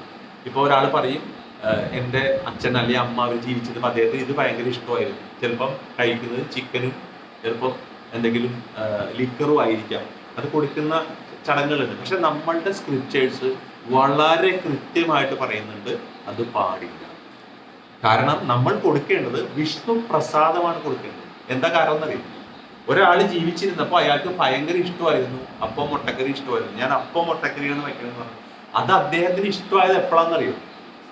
ജീവിച്ചിരിക്കുമ്പോൾ അദ്ദേഹത്തിന്റെ പ്രശ്നമുണ്ട്. എന്തായിരുന്നു? സത്വരജോ തമോ ഗുണങ്ങളിലാണ് അദ്ദേഹം ജീവിച്ചിരിക്കുന്നത്. അപ്പൊ ആ സത്വരജോ തമോ ഗുണത്തിന്റെ ആ പ്രഭാവത്താൽ അദ്ദേഹം ഒരു പ്രത്യേകതര ആഹാരം ഇഷ്ടപ്പെട്ടിരുന്നു. ആ ആഹാരം നമ്മളുടെ സ്ക്രിപ്റ്റേഴ്സ് പ്രകാരം കഴിക്കാൻ പാടില്ലാത്ത ആഹാരമാണെങ്കിൽ പോലും അദ്ദേഹം അത് കഴിച്ചിരുന്നത് എന്താ വെച്ചാൽ അദ്ദേഹത്തിന്റെ നാവിനെ കൺട്രോൾ ചെയ്യാൻ, ഇന്ദ്രിയങ്ങളെ കൺട്രോൾ ചെയ്യാൻ പറ്റാത്തതുകൊണ്ടാണ്. കാരണം അഗെയിൻ 3 modes ഓഫ് മെറ്റീരിയൽ നേച്ചറിന്റെ ഇമ്പാക്ട് വരുന്നതുകൊണ്ടാണ്. അപ്പൊ നമ്മൾ എന്ത് ചെയ്യണം? വീണ്ടും അത് റിപ്പീറ്റ് ചെയ്യാൻ പാടില്ല. അദ്ദേഹത്തിന് ഇഷ്ടപ്പെട്ടിരുന്നതല്ല കൊടുക്കുന്നത്, അദ്ദേഹത്തെ രക്ഷിക്കാനുള്ളതാണ് കൊടുക്കുന്നത്. അപ്പൊ അതാണ് ഇവിടെ പറയുന്നത്. നമ്മൾ കൊടുക്കേണ്ട ആഹാരം എന്ന് പറയുന്നത് വിഷ്ണു പ്രസാദമാണ് കൊടുക്കുന്നത്. അതിൻ്റെ എക്സ്പ്ലനേഷൻ എടുത്തതിലാണ് ഞാൻ അത് കണ്ടത് ഓരോ ഇതിനകത്ത്. അപ്പോൾ വിഷ്ണു പൂജയിലുള്ള പ്രസാദമാണ് നമ്മൾ കൊടുക്കേണ്ടത്. ഇനി ഇതെടുത്തു കഴിഞ്ഞാൽ ഇവിടെ കണ്ടോ, ദേവർഷി ഓരോന്ന് പറഞ്ഞിട്ട് ദേവർഷി. അപ്പൊ ദേവ വരുന്നുണ്ട്, ദേവന്മാരുണ്ട്. 6 തരം ആൾക്കാരെയാണ് ഇവിടെ പറയുന്നത്. ഒന്ന് ദേവന്മാര്, ദേവർഷി എന്ന് പറയുമ്പോൾ ദേവന്മാരുണ്ട്, ഋഷിയുണ്ട്, പിന്നെ ഭൂത എന്ന് വെച്ചാൽ വേരിയസ് ലിവിങ് എൻറ്റിറ്റീസ് നമ്മുടെ ചുറ്റുമുള്ളവര്, പിന്നെ ആപ്ത അല്ലെ, ഭൂതാപ്ത, ഭൂത കഴിഞ്ഞു. ആപ്ത എന്ന് വെച്ച് കഴിഞ്ഞാല് ഫ്രണ്ട്സ് ആൻഡ് റിലേറ്റീവ്സ് ആണ്. പിന്നെ മൃണം എന്ന് വെച്ചാൽ വേരിയസ് ഹ്യൂമൻ ബീയിങ്സ് ആണ്. പിതൃണം എന്ന് വെച്ചാൽ പിതൃക്കള്. ഇതാണ് 6 കൂട്ടരുള്ളത്. ദേവ, ഋഷി, ഭൂത, ആപ്ത, മൃണ, പിതൃണ. ഈ 6 കൂട്ടരുടെ കാര്യമാണ് ഇവിടെ പറയുന്നത്. ഇനി അടുത്ത ഇപ്പൊ ഇതിൽ ദേവ, അത് എങ്ങനെയാണ് കടപ്പാട് വരുന്നത് ദേവന്മാരോടൊക്കെ? ഇപ്പൊ സൂര്യദേവനല്ലേ നമ്മളെ പറഞ്ഞത്, ചന്ദ്രൻ, വായു അല്ലെ, അഗ്നി, ഇതൊക്കെ ദേവന്മാർ. ഇതൊക്കെ നമ്മൾക്ക് ഉപയോഗമില്ല. ഇപ്പൊ സൂര്യൻ ഇല്ലെങ്കിൽ നമുക്കുണ്ടോ? സൂര്യന്റെ പ്രകാശം കൊണ്ടാണ് ഫോട്ടോസിന്തസിസ് നടക്കുന്നത്. ആ ഭക്ഷണമാണ് നമ്മൾ കഴിക്കുക അല്ലെ. ഇനി സൂര്യപ്രകാശം ഇല്ലെങ്കിൽ നമുക്ക് ജീവിതമില്ല. അപ്പൊ അങ്ങോട്ടൊരു കടപ്പാടുണ്ട്. അപ്പൊ നമ്മൾക്ക് ഈ ജീവിതത്തിൽ അയ്യോ രാവിലെ പോയി സൂര്യന് ഒരു വഴിപാട് കഴിച്ചു, ഉച്ചയ്ക്ക് പോയി ചന്ദ്രന് ഒരുപാട് കഴിച്ചു, വൈകുന്നേരം അയ്യോ വായുദേവന് നമ്മൾ വഴിപാട് കഴിക്കാൻ പറ്റും. അങ്ങനെയായി നമുക്ക് എന്ത് പറ്റും? നടക്കണ കാര്യമാണ്? അല്ല, പോസിബിൾ അല്ല. അപ്പോ അതിനൊരു സൊല്യൂഷൻ ഉണ്ട്. അപ്പൊ നമ്മൾ റിയലി ചിന്തിച്ചു നോക്കുക. നമ്മൾ രാവിലെ തുടങ്ങി വൈകുന്നേരം വരെ അമ്പലത്തിൽ പോയിട്ട് ഓരോ വഴിപാടിയിട്ട് എഴുന്നേറ്റ് യാതൊരു അർത്ഥമില്ല. ഇതിലൊന്നൊരു അതൊരു റിച്വൽസ് ആണ്. നമ്മൾ ഈ യഥാർത്ഥത്തിലുള്ള, അതാണ് ഭഗവാൻ പല സ്ഥലത്തും പറയുന്നുണ്ട്. ഇനി വരും ആ വ്യവസായ ആത്മിക ബുദ്ധി 2ാമത്തെ അധ്യായത്തിൽ പറയും. അതായത് ആ ബുദ്ധി എന്ന് പറഞ്ഞു കഴിഞ്ഞാൽ നമ്മുടെ ഇന്റലിജൻസ് ഈ കൃഷ്ണാവബോധം മനസ്സിലാക്കാൻ, അതായത് റിയൽ സയൻസ് ഓഫ് കൃഷ്ണ മനസ്സിലാക്കാനുള്ള ബുദ്ധി നമുക്ക് ഉണ്ടായിരിക്കണം. അല്ലെങ്കിൽ നമ്മൾ കബളിപ്പിക്കപ്പെടും. അപ്പൊ ആ ബുദ്ധി ഉണ്ടെങ്കിൽ നമുക്ക് മനസ്സിലായി എന്താ. അതാണ് ഇവിടെ ആ ഒറ്റ വാക്ക് പറയുന്നത്, കൃഷ്ണാസേവനത്തിൽ മുഴുകിയ ഭക്തന്മാർ ഇത് ചെയ്യേണ്ട ആവശ്യമില്ലതാണ്. അതായത് നമ്മളത് ചെയ്തില്ലെങ്കിൽ പോലും നമുക്ക്, പക്ഷെ എന്ത് ചെയ്യണം? നമ്മൾ അതിന് പകരം എന്ത് ചെയ്യണം? ആ അവബോധം ഉണ്ടാവണം. അതായത് മാലയിലുള്ള ജപം, അതായത് ആത്മാർത്ഥമായിരിക്കണം. സാധന നമുക്ക് ഉണ്ടായിരിക്കും. ഭഗവാന്റെ പ്രസാദം നമ്മൾ ഭക്ഷിക്കുക, ഭഗവാന് പ്രസാദം നിവേദിച്ച് നമ്മൾ കഴിക്കാൻ, അതെല്ലാം നമ്മൾ ആ രീതിയിൽ പോയാൽ മറ്റത് ചെയ്യേണ്ട. അത് ഒരു പിൽക്കാലത്ത് നമ്മൾ നിർത്തിയാലും കുഴപ്പമില്ല. കാരണം നമ്മൾ അതിനേക്കാൾ കൂടിയ റേഞ്ചിലുള്ള കാര്യമാണ് ചെയ്യുന്നത്. അതുക്കും മേലെ എന്ന് പറയുന്നത്. ഇനിയിപ്പോ ഇതില് നമ്മളത് ചെയ്തില്ലെങ്കിൽ ആ സർവാത്മനായ ശരണം ശരണ്യം, അതാണ് അതിന്റെ സൊല്യൂഷൻ പറയുന്നത്. സർവാത്മന എന്ന് വെച്ച് കഴിഞ്ഞാല് completely surrender or take shelter of ആരുടെ, അതാണ് ശരണം എടുക്കുക. ആരുടെ? ശരണ്യം. ശരണ്യം എന്ന് വെച്ചാൽ ആരാണ്? ഷെൽട്ടർ തരുന്ന ആള്, അതായത് കൃഷ്ണൻ. അതായത് ആ കൃഷ്ണന്റെ ഷെൽട്ടർ. അതാണ് 3ാമത്തെ ലൈൻ ആ ഭാഗവത ശ്ലോകത്തിന്. സർവാത്മനായ ശരണം ശരണ്യം. ശരണ്യം അതായത് ശരണം കൊടുക്കുന്നവന്റെ ശരണം എടുത്തു കഴിഞ്ഞാൽ ഈ മേൽപ്പറഞ്ഞ കാര്യങ്ങളൊന്നും നിങ്ങൾ ചെയ്യേണ്ട ആവശ്യമില്ല. പിന്നെ എന്ത് ഗുണോ, പിന്നെ ഒരു കാര്യം കൂടി ഉണ്ട്, ഗതോ മുകുന്ദം പരിഹൃത്യ കർത്തം. അതായത് ഇയാൾക്ക് പിന്നെ ആരോടും അതാണ് പറയുന്ന ഒരു കടപ്പാടുമില്ല, എല്ലാ ബാധ്യതയും പിന്നെ ഭഗവാൻ നോക്കും. അതാണ് പറയുന്നത്. ഇപ്പൊ നമ്മള് പറയും, ഇപ്പോൾ ഒരു മരം എടുത്തു കഴിഞ്ഞാൽ ആ മരത്തിൽ വേരുണ്ട്, തടിയുണ്ട്, ചില്ലകളുണ്ട്, അല്ലെ, അതിന്റെ പൂവ്, കായ, ഇതെല്ലാം ഉണ്ട്. നമുക്കിപ്പോ അതിലേക്ക് പോഷണം എത്തിക്കണമെങ്കിൽ നമ്മൾ എന്ത് ചെയ്യണം? മോളിൽ നിന്ന് ഹെലികോപ്റ്ററിൽ കൊണ്ട് വെള്ളം ഒഴിച്ചാൽ മതിയോ? എന്ത് ചെയ്താൽ മതി? വേരില് വെള്ളം ഒഴിച്ചാൽ. ആ വേരാണ് കൃഷ്ണൻ. ഒരു മരത്തിന്റെ വേരില് നമ്മളെങ്ങനെ, അതുപോലെയാണ് നമ്മൾ കൃഷ്ണ സേവനം. വേരാ കൃഷ്ണൻ എന്നാണ് ഉദ്ദേശിച്ചത്. ആ വേരിൽ വെള്ളം ഒഴിക്കുന്ന പോലെയാണ് നമ്മൾ കൃഷ്ണനെ നമ്മൾ ചാൻഡ് ചെയ്യുന്നത്, അല്ലെങ്കിൽ നമ്മൾ ആ കൃഷ്ണ ഭക്തിയുഗ സേവനം ചെയ്യുന്നത്. അത് ചെയ്തു കഴിഞ്ഞാൽ അത് ഈ 33 കോടിയിലും എത്തും, അല്ലെങ്കിൽ എല്ലായിടത്തും എത്തും എന്നുള്ളത്. അപ്പൊ നമുക്ക് അതിന്റെ പിന്നെ നമ്മൾ പോയിട്ട് അവിടെ ഇത്തിരി വെള്ളം ഒഴിക്കുക അല്ലെങ്കിൽ ഇവിടെ ഒന്നും ചെയ്യേണ്ട ആവശ്യമില്ല എന്നുള്ളതാണ് പ്രധാന പോയിന്റ് നമ്മൾ മനസ്സിലാക്കുന്നത്. അപ്പൊ അതുപോലെ തന്നെ നമ്മൾക്ക് നമ്മൾ മുന്നേ പറഞ്ഞ കാര്യം നമ്മൾ മുമ്പും പറഞ്ഞിട്ടുണ്ട്. അതുപോലെ റിലേറ്റ് ചെയ്ത് നമുക്ക് പറയാം. ഇതുപോലെ അപ്പൊ ഞാനിപ്പോ സൂര്യദേവനെ ഭജിക്കാൻ പോകണം, ചന്ദ്രനെ ഭജിക്കാൻ പോകണം, വായുവിനെ ഭജിക്കാൻ പോകണം, അഗ്നിയെ, അങ്ങനെ പിന്നെ ലക്ഷ്മി ദേവി. അയ്യോ എന്റെ മോളുടെ പരീക്ഷ ഉണ്ട്, അപ്പൊ സരസ്വതി ദേവിക്ക് ഒരു വഴിപാട് കഴിക്കണം, നടക്കുന്ന കാര്യമില്ല. പക്ഷെ അപ്പൊ നമ്മൾ എല്ലാത്തിനും വേരിൽ വെള്ളം ഒഴിക്കുന്ന പോലെ എന്ത് ചെയ്താൽ മതി? ഭഗവാൻ. അതാണ് നമുക്ക് ഭാഗവതത്തിന്റെ അവസാന ശ്ലോകം നമുക്കറിയാം, അല്ലെ, നമ്മൾ പഠിച്ചിട്ടുണ്ട്. അതുപോലെ തന്നെ ഭാഗവതത്തില് മറ്റൊരു ശ്ലോകമുണ്ട്, ഹൃദയാധ്യായതോ. അതായത് ഈ ഹൃദയാധ്യായതോ വിഷ്ണു ത്രേതായാം യജതോമൊക്കെ ത്രായതേ ദ്വാപരെ പരിചര്യായാം കലൗതത് ഹരികീർത്തനാണ്. അതായത് 4 യുഗങ്ങൾ പറയുമ്പോൾ ആ ഹൃദയാധ്യായതോ വിഷ്ണു, സത്യയുഗത്തില് വിഷ്ണുവിനെ ഭജിക്കുന്നതിലൂടെയും ത്രേതായാം യജതോ മതേ, യുഗത്തില് ഭഗവാന്റെ യജ്ഞങ്ങൾ ഭഗവാന് വേണ്ടി യജ്ഞങ്ങൾ അനുഷ്ഠിക്കുന്നതിലൂടെയും ദ്വാപരെ പരിചര്യായം. ദ്വാപരയുഗത്തിൽ ഭഗവാൻ നേരിട്ട് കണ്ടിട്ടുണ്ട്. ഭഗവാൻ അല്ലെങ്കിൽ ശ്രീരാമചന്ദ്രനായിട്ടും അവിടെ ഉണ്ട്. ആ ഭഗവാനെ കാണുമ്പോൾ ഭഗവാന്റെ പാദങ്ങള് സേവിക്കുന്നതിലൂടെയും ലഭിച്ചിരുന്ന പുണ്യങ്ങളെല്ലാം കലൗതത് ഹരികീർത്തനം, കലിയുഗത്തില് ഹരികീർത്തനത്തിലൂടെ നമുക്ക് കിട്ടും. അപ്പൊ നമുക്ക് വളരെ ഷോർട്ട് കട്ടായിട്ട് അത് ഭാഗവതം പറഞ്ഞു തന്നിട്ടുണ്ട്. വ്യാസൻ കറക്റ്റായിട്ട് എഴുതി വെച്ചിട്ടുണ്ട്. ഭഗവാന്റെ ഇൻസ്ട്രക്ഷനോടുകൂടിയാണ് അതെല്ലാം വരുന്നത്. അപ്പൊ നമ്മൾ എന്ത് ചെയ്താൽ മതി? ഈ വേരിൽ വെള്ളം ഒഴിക്കുന്നത് ചെയ്താൽ മതി. നമ്മളിപ്പോ പോയിട്ട് ഉപനിഷത്ത് പഠിക്കാനോ അതെല്ലാം പഠിക്കും. നമുക്കിപ്പോൾ അവൈലബിൾ ആയിട്ടുള്ള ഭഗവത്ഗീതയും ഭാഗവതവും അത്യാവശ്യ ഉപനിഷത്തുകളും നമ്മുടെ സിലബസിൽ നമ്മൾ പഠിച്ചിട്ടുള്ളത്. അത് പഠിച്ചു കഴിഞ്ഞാൽ തന്നെ നമുക്ക് എന്ത് സംഭവിക്കും? നമുക്ക് ഈ ഒരു കലിയുഗത്തിലെ ധർമ്മമായ ഹരിനാമ സങ്കീർത്തനം നടക്കും. അത് മതി നമുക്ക് എലിവേഷൻ ഉള്ളത് കാര്യം. അപ്പൊ ഈ കാര്യങ്ങളൊന്നും ചെയ്തില്ലെങ്കിലും അത് നമുക്ക് ഗുണം. അപ്പൊ അങ്ങനെയുള്ള ഒരു വിശ്വാസം നമ്മൾ ഉണ്ടാക്കിയെടുക്കണം. ആ വിശ്വാസം ഇല്ലെങ്കിൽ നമുക്കിതൊന്നും ആസ്വദിക്കാനും ഇതൊന്നും അനുഭവിക്കാനും അത് സാധിക്കും. നമ്മൾ കഴിഞ്ഞോണം ഒരു ഡ്രൈവർ വണ്ടി ഓടിക്കണേ, മുതലാളി പുറകിലിരിക്കണേ, AC ഇടുമ്പോൾ ഇത് നമ്മൾ പറഞ്ഞല്ലോ, എക്സാമ്പിൾ പറഞ്ഞല്ലോ. അതായത് ആ അദ്ദേഹത്തിന്റെ മാനസികാവസ്ഥ പോലെ, എന്റെ മുതലാളി എനിക്ക് അത്രയും ബഹുമാന്യനാണെങ്കിൽ ആ ഡ്രൈവർ AC-യും മ്യൂസിക്കും ഒക്കെ കാറിൽ ഇരുന്ന് ഇടുന്നത് അദ്ദേഹത്തിന് എൻജോയ് ചെയ്യാൻ, അദ്ദേഹം എൻജോയ് ചെയ്യുമ്പോൾ ഇദ്ദേഹം എൻജോയ് ചെയ്യും. കാരണം അദ്ദേഹം സന്തോഷിക്കുന്നു, അതിൻ്റെ ഒപ്പം ഇദ്ദേഹത്തിന് ആ AC-യും പാട്ടും കിട്ടും. അതേസമയം അദ്ദേഹത്തിനോട് വെറുപ്പം അവന്റെ ഒരു വണ്ടി, ഞാനും ഒരു കാലത്ത് കാറ് മേടിക്കും, ഞാനും ഒരു മുതലാളിയാവുന്ന ചിന്തയിലിരുന്ന AC ഇട്ട് കൊടുത്താലും പാട്ടിട്ടാലും അതൊരു വിദ്വേഷം മനസ്സിലേക്കുന്നിടത്തോളം അയാൾക്ക് ആ തണുപ്പും ആ മ്യൂസിക്കും ആസ്വദിക്കാനാവില്ല. അല്ലേ? ശരിയല്ലേ? അത് തന്നെയാണ് നമ്മൾ ഭഗവാനെ അംഗീകരിക്കാതെ, ഭഗവാനെ അംഗീകരിച്ചുകൊണ്ട് നമ്മൾ ഭക്തിയുഗ സേവനവും നമ്മളുടെ ചാൻറ്റിങ്ങും എല്ലാം ചെയ്തില്ലെങ്കിൽ, അംഗീകരിച്ചുകൊണ്ട് ചെയ്യുകയാണെങ്കിൽ നമുക്ക് ഈ പറഞ്ഞ ആസ്വാദനം ആ ഡ്രൈവർക്ക് കിട്ടിയ പോലെ AC മ്യൂസിക്, അത് നമ്മളും ആ ഭഗവാന്റെ ഷഡൈശ്വര്യങ്ങൾ കുറേശ്ശെ അചിന്യമായ ആ സമ്പത്ത്, ബലം, സൗന്ദര്യം, ജ്ഞാനം, വൈരാഗ്യം ഇതെല്ലാം നമുക്കും വരും കുറേശ്ശെ. അതേസമയം നമ്മള് ഇല്ല, ഭഗവാൻ എന്തെങ്കിലുമായിട്ട് എന്നോട് പറഞ്ഞിട്ടുണ്ട്, അവിടെ സത്സംഗത്തിൽ പറഞ്ഞുകൊണ്ട് ഞാനിത് ചെയ്യണു എന്നുള്ള രീതിയിൽ നമ്മൾ പോയി കഴിഞ്ഞാൽ എന്ത് സംഭവിക്കുക? നമുക്കത് ആസ്വദിക്കാനാവില്ല. നാച്ചുറലായിട്ട് നമുക്ക് ഭഗവാന്റെ കയ്യിൽ നിന്ന് ഷെയർ ചെയ്ത് കിട്ടും. അറിയോ? അപ്പൊ ആ ഒരു പോയിന്റാണ് ഇവിടെ പറയാനുള്ളത്. അപ്പൊ പിണ്ടോദക ക്രിയ അതിന്റെ പ്രാധാന്യം ഇപ്പൊ മനസ്സിലായല്ലോ. അർജുന അത് എന്തുകൊണ്ട് എടുത്തു പറയുന്നു എന്നുള്ളത് നമുക്കത് മനസ്സിലായി. ഇനി നമുക്കൊരു ശ്ലോകം കൂടി ഒന്ന് എടുത്താലോ, എന്നിട്ട് അത് നിർത്താം. ഒരു ശ്ലോകം കൂടി, ശ്ലോകം 42. ഇതുവരെ പറഞ്ഞതിൽ ആർക്കും സംശയമൊന്നുമില്ലല്ലോ? ഉണ്ടോ? കൺഫ്യൂഷനായോ? ഇല്ലല്ലോ, ഇത് സാധാരണ കാര്യങ്ങളാണ്. ആ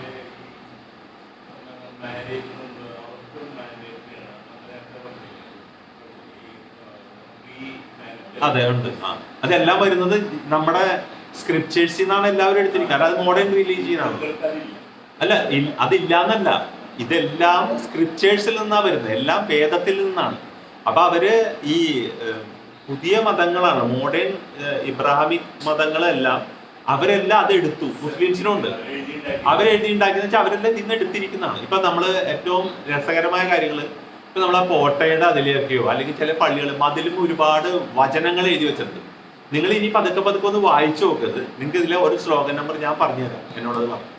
അതായത് ഇതെല്ലാം വരുന്നത് ഭാഗവത്ഗീതയിൽ നിന്നാണ്, അല്ലെങ്കിൽ നമ്മുടെ സ്ക്രിപ്റ്റേഴ്സിൽ നിന്നാണ് വരുന്നത്. കാരണം ഇതൊന്നും നമ്മൾ ആരെയും താത്തി പറയണല്ല, ഒറ്റ സോഴ്സേ ഉള്ളൂ. കാരണം ഇതൊന്നും മാൻമെയ്ഡ് അല്ല. അത്തരം കാര്യങ്ങളെല്ലാം ഭഗവാനിക്ക് വന്ന വേദത്തിൽ നിന്ന് തന്നെ. പക്ഷെ അവര് മോഡേൺ റിലീജിയൻ അതിന്റെ ചില കാര്യങ്ങളെല്ലാം കൃത്യമായിട്ട് എടുത്ത് അവര് ഇംപ്ലിമെന്റ് ചെയ്യിക്കുന്നു, അത്രേ ഉള്ളൂ.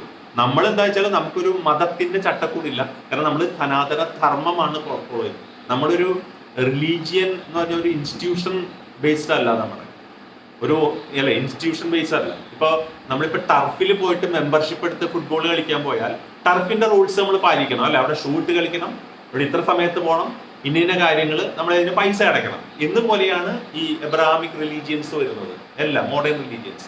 നമ്മളെന്ന് വെച്ചാൽ അതിന്റെ ഇപ്പുറത്ത് പൂരപ്പറമ്പിൽ കളിക്കുന്ന പോലെ. അതായത് അവിടെ ഏത് സമയത്തും പോയി കളിക്കാം, മഴയത്തും കളിക്കാം, ഒരാൾക്കും കൊണ്ട് ഷൂ ഇടണ്ട, റബ്ബർ ചെരുപ്പിടാണ്ടും കളിക്കാം, അല്ലേ?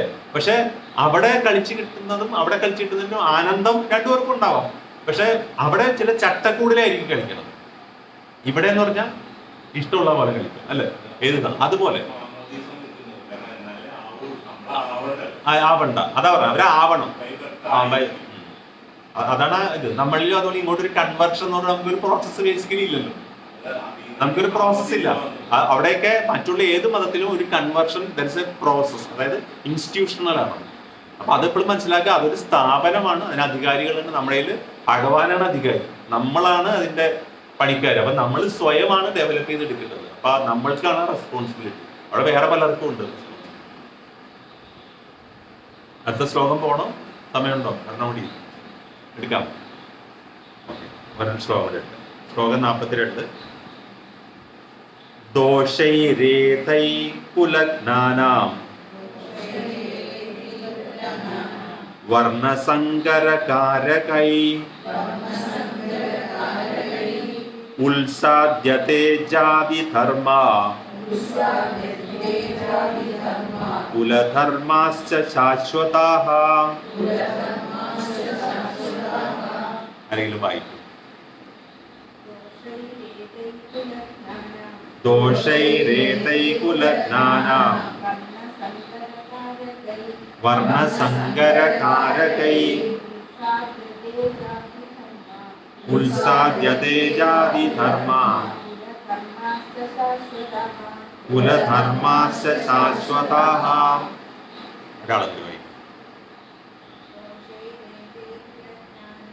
ദോഷൈരേതൈ കുലജ്ഞാനാം വർണ്ണസങ്കരകാരകൈ ഉത്സാദ്യത്തെ ജാതിധർമാ കുലധർമാശ്ച ശാശ്വതാഃ. ഹരേ കൃഷ്ണ. വേർഡ് മീനിങ് വായിക്കാം. വർണ്ണസങ്കരകാരകൈ, വർണ്ണസങ്കരം ഉണ്ടാക്കുന്ന, കുലജ്ഞാനാം, കുലം നശിപ്പിക്കുന്നവരുടെ, ഏതൈ ദോഷൈ, ഈ ദോഷങ്ങളാൽ, ശാശ്വത എന്ന് നിലനിൽക്കേണ്ടുന്ന, ജാതിധർമ്മ സാമൂഹ്യ മര്യാദകളും, കുലധർമാച്ച കുലധർമ്മങ്ങളും, ഉത്സാദ്യത്തെ വേരറക്കപ്പെടുന്നു, വിവർത്തനം കുടുംബ പാരമ്പര്യം നശിപ്പിക്കുന്നവരുടെ ദുഷ്കർമ്മങ്ങളാൽ ആർക്കും വേണ്ടാത്ത ശിശുക്കൾ ഉണ്ടാകുന്നു. തന്മൂലം എല്ലാ തരത്തിലുമുള്ള സാമൂഹ്യ പുരോഗമന പ്രവർത്തനങ്ങളും ക്ഷേമ പ്രവർത്തനങ്ങളും പാടെ നശിച്ചു പോകുന്നു. അർജുനൻ വിടാൻ തീരുമാനിച്ചിട്ടില്ല ഭഗവാൻ. അർജുനൻ എന്താ വെച്ചാൽ ആ ഒരു ഇതിലും ആ 39 ഒരു പിടുത്തം പിടിച്ചിരിക്കുകയാണ് ആ കുലത്തില്. അതുവരെ 3-4 കമ്പാഷൻ കൊണ്ടുവന്നു, പിന്നെ ലോസ് ഓഫ് എൻജോയ്മെന്റ് പറഞ്ഞു, പാപചിന്ത പറഞ്ഞു, കുലക്ഷയം കൊണ്ടുവന്നിട്ട് അർജുൻ അതിനെ അങ്ങോട്ട് എക്സ്പ്ലെയിൻ ചെയ്തുകൊണ്ടിരിക്കുകയാണ്. ഇനി 2-3 ശ്ലോകം അത് തന്നെ എക്സ്പ്ലെയിൻ ചെയ്തു. അപ്പൊ അതിന്റെ ഓരോരോ, കാരണം അതിന്റെ ഇമ്പോർട്ടൻസ് പറയുക. കാരണം അദ്ദേഹം ഒരു രാജാവാണ്, പറയാണ് ഇങ്ങനെ യുദ്ധം ചെയ്ത കൃഷ്ണ നിനക്ക് അറിയില്ലേ എന്നുള്ള മട്ടിലാണ് ഇതെല്ലാം പറയുന്നത്. അപ്പോൾ ഇങ്ങനെയുള്ള ദുഷ്കർമ്മങ്ങൾ ചെയ്യുന്ന കുട്ടികൾ ഇങ്ങനെ ഉണ്ടായിക്കഴിഞ്ഞാൽ എല്ലാവിധ ക്ഷേമ പ്രവർത്തനങ്ങളും പാടെ നശിച്ചു പോകും. എന്താണെന്ന് അവിടെ നോക്കാം. ഇവിടെ ഈ ശ്ലോകത്തിൽ നോക്കിയാൽ രണ്ടാമത്തെ വരിയിൽ കണ്ടോ, ഉത്സാദ്യത എന്ന് പറഞ്ഞാൽ വേരറുക്കപ്പെടുന്നു, ശാശ്വത. ലാസ്റ്റ് ഫസ്റ്റ് വാക്ക് സെക്കൻഡ് ലൈനിന്റെ ഉത്സാദ്യത എന്ന് വെച്ചാൽ ടോട്ടലി ഡിവാസ്റ്റേഷൻ ആണ്, ഫുള്ളായിട്ട് നശിപ്പിക്കപ്പെടും. ശാശ്വതാഹ ലാസ്റ്റ് ശാശ്വതമായിട്ട്, അതായത് എന്നേക്കുമായിട്ട് എറ്റേണൽ. എന്ത്? ജാതിധർമ്മ കുലധർമ്മ മൂന്ന് കാര്യങ്ങളുണ്ടാവുക. ജാതിധർമ്മം, ഈ ജാതിധർമ്മം എന്ന് വെച്ചാൽ അവിടെ ഉദ്ദേശിക്കുന്നത് നമ്മുടെ ജാതി അല്ല, കാസ്റ്റ് അല്ല, അവിടെ ഉദ്ദേശിക്കുന്നത് ക്ഷത്രിയ ധർമ്മമാണ് അവിടെ ഉദ്ദേശിക്കുന്നത്. ജാതിധർമ്മം എന്ന് പറഞ്ഞാൽ ഉദ്ദേശിക്കുന്നത്. കുലധർമ്മം എന്ന് പറഞ്ഞാൽ ആളുടെ കുടുംബ പാരമ്പര്യം. പിന്നെ അവിടെ ഒരു ച എന്ന് പറഞ്ഞ് ഉദ്ദേശിക്കുന്നത് വർണ്ണാശ്രമമാണ് അവിടെ ഉദ്ദേശിക്കുന്നത്. അപ്പോ ജാതിധർമ്മ കുലധർമ്മ ശാശ്വത, ശാശ്വതമായിട്ട് ക്ഷത്രിയ ധർമ്മവും ആ കുടുംബത്തിന്റെ പാരമ്പര്യ കാര്യങ്ങളും വർണ്ണാശ്രമ വ്യവസ്ഥയും ഉത്സാദ്യത വേരറക്കപ്പെടും എന്നാണ് ആ ഒരു ഇതുകൊണ്ട് ഉദ്ദേശിക്കുന്നത്. അപ്പോ ആശ്രമധർമ്മമാണ് ആ ച എന്നുകൊണ്ട് ഉദ്ദേശിക്കുന്നത്. ഇതെല്ലാം മൂന്നും വേരറക്കപ്പെടും. അപ്പോ നമ്മള് എന്ത് സംഭവിച്ചാലും ഇതെല്ലാം പറയുന്നത് വർണ്ണസങ്കരം എന്ന് വെച്ചാൽ ഈ മിശ്ര, അതായത് കുട്ടികൾ ഇതുപോലെ ഈ ആവശ്യമില്ലാത്ത ജനനം ഉണ്ടായി കഴിഞ്ഞാൽ സംഭവിക്കുന്ന കാര്യമാണ്.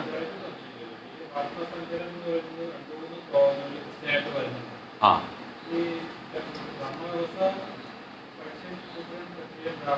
അതല്ല ഇത്, അതല്ല ഇവിടുത്തെ വർണ്ണസങ്കരം. മിശ്ര സന്തതി എന്ന് പറഞ്ഞ ഉദ്ദേശം എന്താണെന്നറിയോ? അതായത് ആ ഒരു സിസ്റ്റം പോയി. തൊട്ട് മുന്നത്തെ ശ്ലോകത്തിൽ പറഞ്ഞു ആൾറെഡി നമ്മുടെ വർണ്ണാശ്രമ വ്യവസ്ഥ തകരും എന്ന് പറഞ്ഞു. ഈ വർണ്ണാശ്രമ വ്യവസ്ഥ തകർന്നു കഴിഞ്ഞാൽ ആ സമൂഹത്തിൽ ആ സിസ്റ്റം ഫോളോ ചെയ്യുന്നില്ലായിരുന്നു. അതായത് ഒരാള് നമ്മൾ ബ്രാഹ്മണൻ, ഇവൻ എല്ലാം അറിയുന്ന ആള് ബ്രാഹ്മണൻ, അയാൾ പറയുന്നത് ഫോളോ ചെയ്യുന്ന ക്ഷത്രിയനും വൈശ്യനും ശൂദ്രനും. അപ്പൊ നമ്മൾ ആ സിസ്റ്റം ഫോളോ ചെയ്യുന്നു. പക്ഷേ ഈ ഫോളോ ചെയ്യണമെങ്കിൽ നമുക്ക് ദൈവിക ഗുണങ്ങളുണ്ടായി. നമ്മളൊരു പറഞ്ഞാൽ കേൾക്കണ്ടേ? ഒരു സാമാന്യ ബോധമുള്ള ആൾക്കാർക്ക് ഇത്തരം ഗുണങ്ങൾ ഫോളോ ചെയ്യാൻ പറ്റുള്ളൂ. അല്ലെങ്കിൽ നമ്മളെന്ത് പറയും, അവനോ എനിക്കെന്തായാലും എന്നുള്ള ചിന്ത വരും. അതേസമയം നമ്മൾ പറയാണ് ഓക്കെ, അയാൾക്ക് ആ വിവരമുണ്ട്, അയാളെ സ്ഥാനത്ത് നിൽക്കട്ടെ, ഞാനും പഠിച്ച് ഞാനും തേടി ആ സ്ഥാനത്തേക്ക് പോകാന്നുള്ള ആ ഒരു ഇതുണ്ടാവും. പക്ഷേ ആ 40 പറയുന്നത് ആ വർണ്ണാശ്രമ സിസ്റ്റം തകരും. ആ തകരുന്നതിനെയാണ് ഇവിടെ വർണ്ണസങ്കരം ഉദ്ദേശിക്കുന്നത്. അതായത് തകർന്നു കഴിഞ്ഞിട്ടുണ്ടാകുന്ന കുട്ടികളിൽ വർണ്ണസങ്കരം എന്ന് വെച്ച് കഴിഞ്ഞാൽ ഈ ബ്രാഹ്മണ ക്ഷത്രിയ വൈശ്യ ശൂദ്രയല്ലേ, അതിന്റെ മിക്സിങ് എന്ന് പറഞ്ഞു കഴിഞ്ഞാൽ സെപ്പറേഷൻ ഇല്ല. കാരണം അവിടെ ഒരു സിസ്റ്റം ഇല്ല. കാരണം ഇതിനെ സിസ്റ്റം ഉണ്ടാക്കേണ്ട തല മുതിർന്നവരില്ല അവിടെ. അതെ, കാരണം വെച്ച് കഴിഞ്ഞാൽ ജനനം കൊണ്ടല്ല. പക്ഷെ എന്ത് സംഭവിച്ചു എന്ന് വെച്ചാൽ അവർക്ക് ഡയറക്ഷൻ കൊടുക്കാൻ ആളില്ലല്ലോ കുടുംബത്ത്. എങ്ങനെയാണ് ഇത് ജനനം കൊണ്ടല്ലാണ്ടാവുന്നത്, എന്തുകൊണ്ടാണ് ജനനം കൊണ്ടായത് എന്നുള്ള കാര്യമോട് ചിന്തിക്കണം. കാരണം വെച്ചാൽ ഇപ്പൊ ഒരു കുട്ടി ജനിച്ചു കഴിഞ്ഞാൽ സമൂഹത്തിലെ ഒരു പ്രോപ്പറായിട്ട് ഗൈഡൻസ് കൊടുക്കാനുള്ള ഒരു തലമുതിർന്ന ആൾ ആ കുടുംബത്തിലുണ്ട് അല്ലെങ്കിൽ സമൂഹത്തിലുണ്ടെങ്കിൽ അവരതനുസരിച്ച് അവരെ വേണ്ട ഡയറക്ഷനിലേക്ക് വിടും, അല്ലെ? ഇപ്പൊ ആ വേണ്ട ഡയറക്ഷനിലേക്ക് വിടുന്നവരില്ല, അപ്പുറം സ്ത്രീകൾ മാത്രമേ ഉള്ളൂ. അവർക്കാണെങ്കിൽ അവര് നശിച്ചു പോയി. അപ്പൊ കുറെ കുട്ടികളുണ്ടായി. ആ കുട്ടികൾക്ക് അവരുടെ അച്ഛൻ ആരാന്ന് പോലും അറിയാത്തൊരു സ്ഥിതിയാണ്. ആ കുട്ടികള് ഈ വീണ്ടും ഞാൻ ഒരു കാര്യം പറയുന്നു, നമ്മൾ വീണ്ടും ഗർഭധാന സംസ്കാരം ഓർക്കണം. അതായത് അവരുടെ ഒത്തുചേരലിന്റെ മാനസികാവസ്ഥ കുട്ടികളിലുണ്ട്. വെരി ഇമ്പോർട്ടന്റ് പോയിന്റ് ആണത്. അപ്പൊ ആ ഒത്തുചേരലിന്റെ മാനസികാവസ്ഥ ഏത് രീതിയിലായിരുന്നു പോലെയായിരിക്കും കുട്ടികളുടെ മാനസികാവസ്ഥയും അവർ. അപ്പൊ ആ കുട്ടികൾ ഒരിക്കലും ഒരു സത്വഗുണത്തിൽ വരാൻ ചാൻസ് കുറവാണ്. അവർ കൂടുതലും തമോ ഗുണം അല്ലെങ്കിൽ അവരുടെ ഈ പറഞ്ഞ പോലെയുള്ള ആസുരി ഗുണങ്ങളിലായിരിക്കും കൂടുതൽ. അങ്ങനെ ആസുരി ഗുണങ്ങളിലെ പറഞ്ഞാണ് ഈ വർണ്ണസങ്കരം എന്ന് പറയുന്നത്. അതായത് അവരൊരിക്കലും ഒരു കൃത്യമായ സിസ്റ്റം ഫോളോ ചെയ്യില്ല. അവർ ഈ ബ്രാഹ്മണ ക്ഷത്രിയ വൈശ്യ ശൂദ്ര സിസ്റ്റം സമൂഹത്തിൽ എസ്റ്റാബ്ലിഷ് ആവുന്ന അവര് സമ്മതിക്കില്ല. അത് സംഭവിച്ചിട്ടുണ്ട്, അത് സംഭവിച്ചു എന്നുള്ളതാണ് പറഞ്ഞു വരുന്നത് സ്ലോലി. അതുകൊണ്ട് എന്ത് പറ്റുന്ന വെച്ചാൽ ഇങ്ങനെ ഒരു സിസ്റ്റം എന്ത് സിസ്റ്റം അങ്ങനെ സിസ്റ്റത്തിന് അവർ, കാരണം വെച്ചാൽ തലമുതിർന്നവരത് ആ സിസ്റ്റം ഇല്ല. നമ്മളെല്ലാം കൂട്ടി ചേർത്ത് വായിച്ചു നോക്കുക. അല്ലാതെ ജനനം കൊണ്ടല്ല ഇപ്പോഴും പറയുന്നത്, ജനനമല്ല. പക്ഷെ ആ ജനനം ഉണ്ടാകുന്ന പ്രശ്നം ഇവിടെ പറയുന്നുണ്ട്. കാരണം ആ മാനസികാവസ്ഥയിൽ ഉണ്ടാകുന്ന കുട്ടികളിൽ ദൈവിക ഗുണങ്ങൾ കുറവായിരുന്നു. അപ്പോൾ അപ്പൊ അങ്ങനെ ജനിച്ചു, ഓക്കെ, ഇപ്പൊ ചേച്ചിയുടെ പറഞ്ഞു അങ്ങനെ ജനിച്ചു, അതായത് ജനനം. പക്ഷെ അയാൾക്ക് നല്ലൊരു ഗൈഡൻസ് കൊടുക്കാൻ ഒരാളുണ്ടെങ്കിൽ അവൻ അങ്ങനെ ജനിച്ചു പോയെങ്കിൽ പോലും അവനെ നന്നാക്കി എടുത്ത് കൊണ്ടുപോകാൻ ആ തലമുതിർന്ന ആൾക്ക് സാധിക്കുമായിരുന്നു. പക്ഷെ ഇപ്പൊ എന്ത് പറ്റി, അങ്ങനെ ജനിക്കുകയും ചെയ്തു, തലമുതിർന്നവര് ഇതിനെ ഗൈഡൻസ് കൊടുക്കാൻ ഇല്ല. അപ്പൊ എന്ത് സംഭവിക്കുന്നു, വഴി തെറ്റാനുള്ള ചാൻസ് ആണ് കൂടുതൽ. ഇപ്പൊ തന്നെ നമ്മൾ കാണുന്നില്ലേ എന്തോരം പ്രോപ്പർ രീതിയിലൊക്കെ ആൾക്കാര് കുട്ടികളെ വളർത്തി കൊണ്ടുപോകുന്നു, അല്ലെ, എല്ലാ ഗൈഡൻസും കൊടുത്തിട്ട് നമ്മൾ കാണുന്ന എന്താ മയക്കുമരുന്നിന്റെ പിന്നിലൊക്കെ പോകും. എത്രയോ നല്ല കുടുംബങ്ങളിൽ നിന്നൊക്കെ സംഭവിക്കുന്നുണ്ട്. അപ്പോ അതാണ് ഇതിന്റെ കാര്യം, അതായത് ആ ഗൈഡൻസ്. അപ്പോൾ അത് വളരെ ഇമ്പോർട്ടൻ്റ് ആണ്. കാരണം അപ്പൊ അവിടെ രണ്ട് പ്രശ്നമാണ് നെഗറ്റീവ് വരുന്നത്. ഒന്ന്, അവന്റെ ജനനത്തിലുള്ള അവന്റെ അവസ്ഥ, ആ അച്ഛനമ്മയുടെ ഒത്തുചേരലുള്ള മാനസികാവസ്ഥ അവനിൽ ഉണ്ടാക്കുന്ന പ്രശ്നം, അതാണ് അവനെ ഇനി നയിക്കാൻ പോണത്. അതിൽ നിന്ന് അവനെ ഡീവിയേറ്റ് ചെയ്ത് കൊണ്ടുപോകാനുള്ള ആൾക്കാരില്ല എന്നനുസരിച്ച്. അതാണ് അവിടെ വർണ്ണസങ്കരം, അല്ലാതെ ജാതിയുടെ മിക്സ് അല്ല അവിടെ ഉദ്ദേശിക്കുന്നത്. ആ വർണ്ണസങ്കരം വരാൻ കാരണം ആ സെപ്പറേഷൻ ഇല്ല, ഇപ്പോൾ മിക്സായി. മറ്റേത് ആ അത് കൃത്യമായിട്ടുണ്ടെങ്കിൽ ആ സിസ്റ്റം അനുസരിച്ച് സമൂഹം നന്നായിട്ട് ചലിക്കും. അതാ പറയുക, ഈ ഒരു ചാതുർവർണ്ണ മയാസൃഷ്ടം എന്ന് പറഞ്ഞ ശ്ലോകത്തിനെ വളരെയധികം കൃഷ്ണന് എതിരായിട്ട് ഇന്റർപ്രറ്റ് ചെയ്തിട്ടുള്ള ഒരു ശ്ലോകം. പക്ഷെ അതിന്റെ യഥാർത്ഥ മീനിങ് നമ്മൾ അവിടെ എത്തും ഇനി പഠിച്ച്. അത് യഥാർത്ഥ മീനിങ് നമ്മൾ മനസ്സിലാക്കും. ഒരുപാട് ശ്ലോകങ്ങൾ അങ്ങനെ റോങ് ഇന്റർപ്രിട്ടേഷനിൽ എടുക്കുന്നുണ്ട്. അതായത് നമ്മുടെ സൗകര്യത്തിന് നമ്മൾ എടുക്കുന്നു, അത്രേ ഉള്ളൂ. അത് നമുക്കിപ്പോൾ പൊളിറ്റിക്കൽ യൂസിനാണ് കൂടുതൽ എടുക്കുന്നത്, അല്ലെങ്കിൽ നമുക്ക് മറ്റുള്ള യൂസിനൊക്കെ നമുക്ക് ഓരോ ശ്ലോകം എടുക്കാം. ഭഗവത്ഗീതയിൽ കൃഷ്ണൻ ഇത് പറഞ്ഞിട്ടുണ്ടെന്ന് ഒരു വാട്സപ്പിൽ ചിലപ്പോൾ ഓരോന്ന് കാണും. കൃഷ്ണനോ പറഞ്ഞ മീനിങ്ങേ അല്ല അവിടെ പറയുന്നത്. അവിടെ ഇത് സംസ്കൃതം എഴുതിയിട്ട് അതിന്റെ അടിയിൽ അതായത് ഇങ്ങനെ എഴുതും. അതൊന്നും ആരും ഫോളോ ചെയ്യരുത്. നമ്മളെപ്പോഴും യഥാരൂപം പുസ്തകം തന്നെ ഫോളോ ചെയ്ത് പോകും. കാരണം അതിൽ പറയുന്നതൊന്നും ഒരു, അപ്പൊ നമ്മൾ വിചാരിക്കും ആ സംസ്കൃതം നമുക്ക് അറിയാത്തതുകൊണ്ട് ഇതായിരിക്കും ഇതൊന്നും നമ്മൾ വിചാരിക്കും. പക്ഷെ അത് ആ ഒരു ഇറക്കുന്ന വ്യക്തിക്ക് എന്തോ താല്പര്യമുണ്ട്. അത്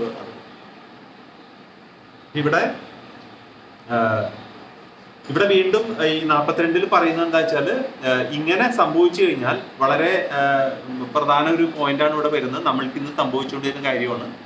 ഇങ്ങനെ സംഭവിച്ചു കഴിഞ്ഞാല് ഇത്തരം അൺവാണ്ടഡ് ഇവിടെ കണ്ടോ, ഇവര് ഇങ്ങനെ ഉള്ളവർക്ക് ജനങ്ങളുടെ പുരോഗതിയും സമൂഹത്തിന്റെ പുരോഗതിയും താല്പര്യം ഉണ്ടാവില്ല.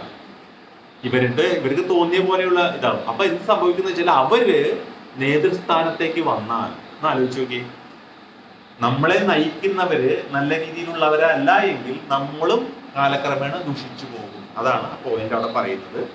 കണ്ടോ, ഇവിടെ പറയുന്നുണ്ട്, നിരുത്തരവാദികളായ സാമൂഹ്യ നേതാക്കൾ ഭാവാർത്ഥത്തില് ആ സനാതന ധർമ്മ പാരമ്പര്യത്തെ തകർക്കുന്നത് എന്ന് അദ്ദേഹം എഴുതിയെന്ന് നോക്കുക. എത്ര വർഷങ്ങൾക്ക് മുന്നേ എവിടെ ഇരുന്ന് അമേരിക്കയിൽ നിന്ന് എഴുതിയ പർപ്പട്ടാണ്. അതിന് ഇംഗ്ലീഷിന്റെ ട്രാൻസ്ലേഷനാണ്. ഒന്ന് വായിച്ചു നോക്കുക. ഇപ്പൊ നമ്മുടെ കറണ്ട് ഇതുമായിട്ടൊന്ന് റിലേറ്റ് ചെയ്ത് നോക്കുക.